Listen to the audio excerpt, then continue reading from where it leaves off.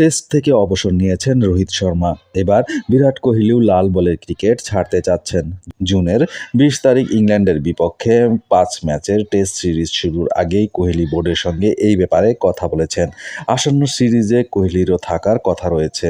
জানা গেছে, ভারতীয় ক্রিকেট বোর্ডের সঙ্গে বিগত কয়েক মাস ধরেই এই ব্যাপারে আলোচনা করে যাচ্ছেন তিনি। শেষ পর্যন্ত কোহলি যদি নিজের সিদ্ধান্তে অনড় থাকেন, তাহলে তার 14 বছর ও 123 টেস্টের বর্ণাঢ্য ক্যারিয়ারের ইতি ঘটতে যাচ্ছে, যেখানে 68 টেস্ট কোহলি ভারতের অধিনায়কের দায়িত্ব পালন করেছেন। অবশ্য কোহলির এমন সময় লাল বলের ক্রিকেট ছাড়তে যাচ্ছেন যখন তিনি মোটেও ছন্দে নেই। 2023 সালে জুলাইয়ের পর গত বছরের নভেম্বর পার্থে সেঞ্চুরি দেখা পেয়েছেন। গত 24 মার্চ তার গড় ছিল 32.56, অথচ সর্বোচ্চ ছন্দে থাকার গড় ছিল 55.10।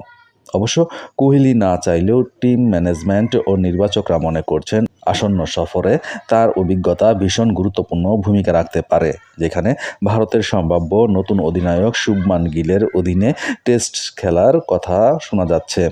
রোহিত ছাড়াও আসন্ন সফরে অভিজ্ঞ রবীন্দ্র অশ্বিনও পাবে না ভারত, কারণ অভিজ্ঞ এই স্পিনারও অবসর নিয়েছেন 2024-25 অস্ট্রেলিয়া সিরিজে।